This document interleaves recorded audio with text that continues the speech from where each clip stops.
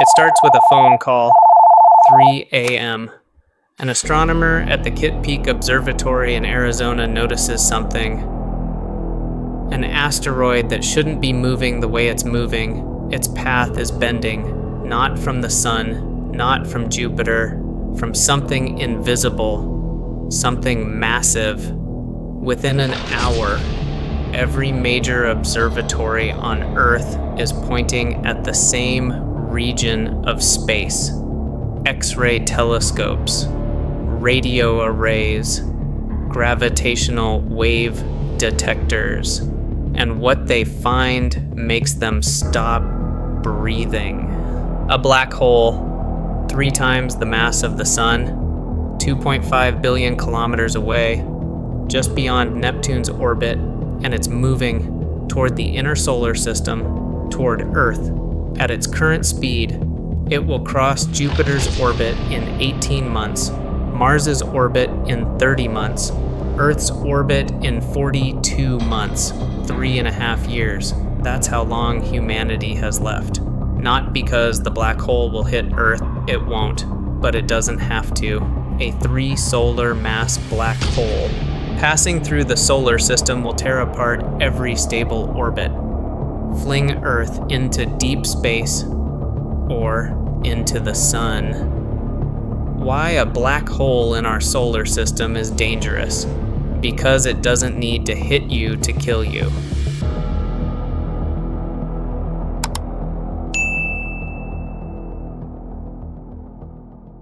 To understand the threat, you need to understand what a black hole actually is. A black hole starts as a star, not just any star, a massive one. 20 times more massive than our sun, or more. For millions of years, this star burns. Fusion visualization, hydrogen to helium, fusing hydrogen into helium, creating energy. That energy pushes outward, balancing the star's own gravity, trying to crush it. But eventually, the core runs out of fuel. Fusion stops instantly. And without that outward pressure, gravity wins. The core collapses in less than 1 second. A core the size of Earth collapses to the size of a city, then a mountain, then smaller, until it crosses a point of no return. The Schwarzschild radius, at this boundary, gravity is so strong that not even light can escape. A black hole is born. The black hole in our scenario has 3 times the sun's mass, but it's compressed into a sphere only 18 kilometers across.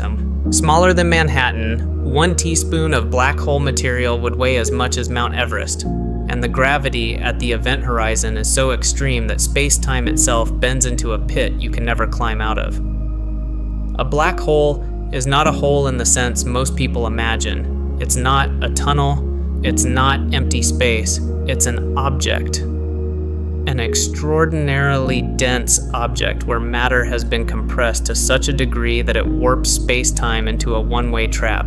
Cross the event horizon, and every direction you can move forward, backward, left, right, up, down, all of them point toward the singularity, like the center. You can't turn around, like you can't escape. The geometry of space itself prevents it. But here's the critical part. You don't have to cross the event horizon to die. The black hole's gravity extends far beyond its 18-kilometer event horizon. Just like any massive object, its gravitational pull decreases with distance. But it never goes to zero. So how does a black hole end up in our solar system? Our galaxy contains more than 100 billion stars, and statistically, about 1 star per century goes supernova. Over the galaxy's 13 billion year lifetime, that means there could be 100 million stellar mass black holes wandering the Milky Way. Most of them are invisible. No glowing accretion disk, no X-ray emission, just mass, moving through space, invisible. Black holes, like stars, orbit the galactic center. at speeds of 200 to 300 kilometers per second. Most stay in stable orbits, far from us, but occasionally a black hole passes near another star or a stellar cluster. The gravitational interaction can change its trajectory, accelerate it, send it on a path that intersects our solar system. The odds of this happening are extremely low.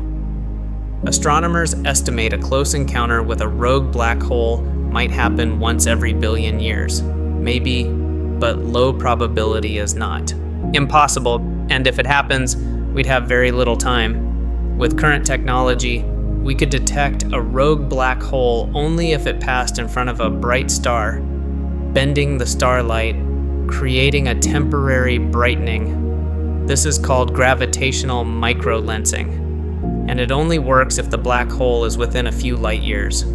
At 100 kilometers per second, a black hole 1 light year away would reach us in 3,000 years, but if we only detected it when it was 0.1 light years away, closer than the Oort cloud, we'd have 300 years. In our scenario, astronomers detected it at 2.5 billion kilometers, 42 months until closest approach, 3.5 years. Detecting a rogue black hole before it enters the solar system is incredibly difficult. These objects don't emit light. Their small stellar mass black holes are only tens of kilometers across, and space is vast. We rely on gravitational effects.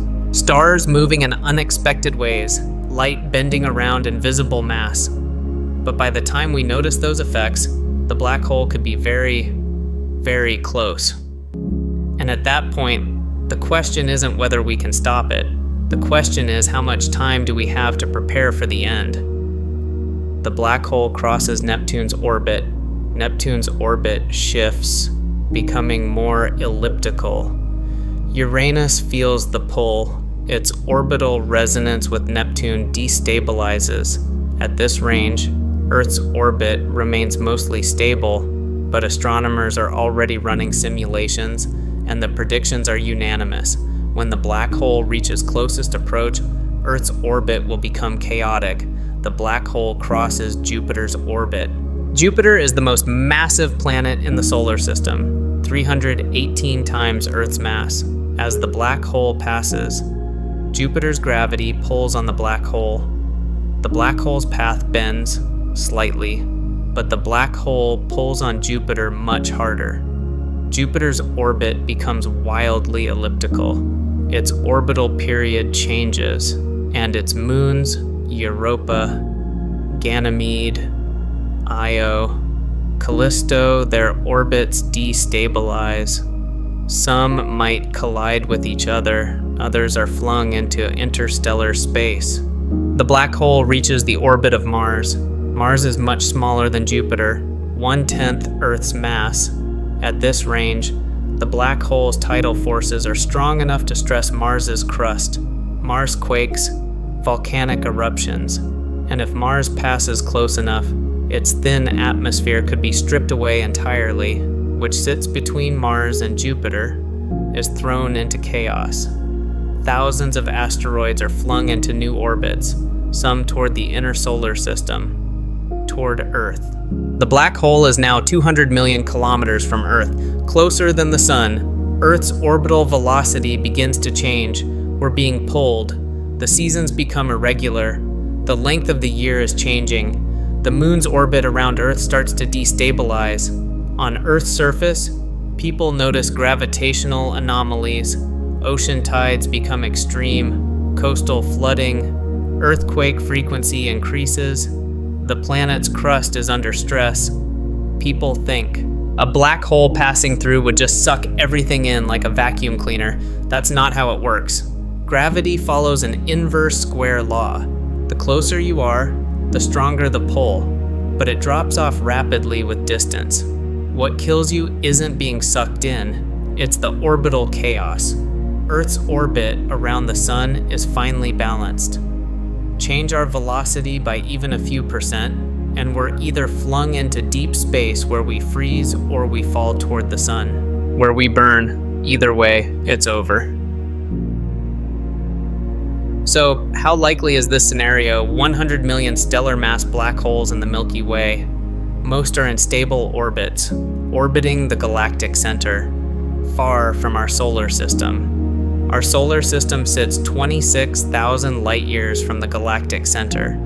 In our local neighborhood, within 10 light years, there are about 10 stars. If black holes are distributed proportionally to stars, there might be 0 to 1 stellar mass black hole within 10 light years. For a black hole to enter our solar system, it would need to be traveling in exactly the right direction, at exactly the right speed. Astronomers have calculated the probability about 1 in 100 billion per year, which means over the 4.5 billion year history of the solar system, we've had about a 4.5% chance of it happening, and it hasn't. We've been lucky, but that doesn't mean it won't happen in the next 100 years, or 1,000, or 1,000,000. It's cosmic Russian roulette. With a gun that has 100 billion chambers and one bullet, and if a black hole is heading our way, could we detect it in time? Detecting a rogue black hole is one of the hardest challenges in observational astronomy. These objects are dark, they're small, and they're moving. We can detect them through gravitational lensing if they pass in front of a star. They'll bend the starlight. We can detect them through X-rays if they're actively feeding on gas. But a solitary black hole, moving through empty space, not accreting anything, is essentially invisible until it gets very close. By the time we see its gravitational effects on the planets, it might already be too late to do anything about it. Right now, several projects are scanning the sky: the Gaia mission, the Vera Rubin Observatory, LIGO, Virgo, looking for gravitational anomalies, orbital perturbations, micro-lensing events, but the sky is vast, and these surveys can't watch every star every night.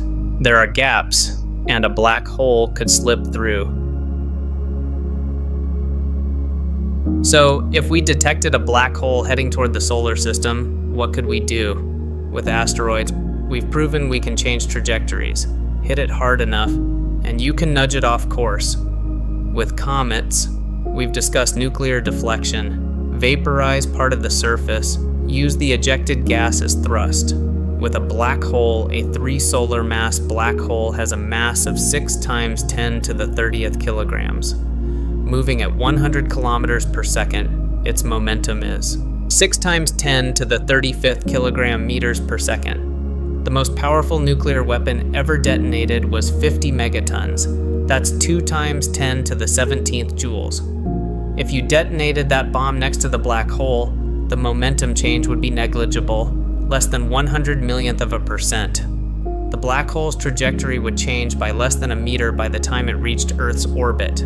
Completely irrelevant. What about a gravity tractor? Could we evacuate 8 billion people, 42 months? The International Space Station took 13 years to build. It holds 7 people. SpaceX's Starship, if operational, might hold 100 people to evacuate. 8 billion people in 3.5 years, you'd need number 80 million starships, launching 60,000 per day, every day, for 3.5 years. The reality is, if a black hole enters the solar system, we can't stop it. We can't deflect it. We can't evacuate. All we can do is watch as our orbit becomes chaotic and prepare as best we can for the end. Right now, our solar system is stable. Earth orbits the sun every 365.25 days. The moon orbits Earth every 27.3 days. The seasons change, predictably, but this stability is not guaranteed. It's a balance, a gravitational equilibrium that is held for 4.5 billion years. And it's vulnerable. We live in a galaxy with 100 million stellar mass black holes, plus rogue stars, rogue planets, asteroids, comets, Space is a shooting gallery, and we're in it. The odds of a black hole entering our solar system in any given year are extraordinarily low. In a human lifetime, the probability is essentially zero, but over millions of years, billions of years, the probability increases. So far, we've been lucky. No close encounter with a black hole, no rogue star disrupting our orbit. We remain in the sun's habitable zone, not too hot, not too cold, but luck is not a permanent shield. Eventually, on cosmic timescales, something will disrupt our orbit, maybe a black hole, maybe a rogue star, maybe the Andromeda galaxy colliding with the Milky Way in 4 billion years. But for now, in this moment, Earth's orbit is stable. The sun rises, the seasons turn, life continues, and maybe that's enough to know that the universe has given us this moment, this stability, however temporary it might be, because somewhere out there, in the darkness between the stars, black holes are drifting, silent, invisible, moving, and all we can do is hope that their paths and ours never cross.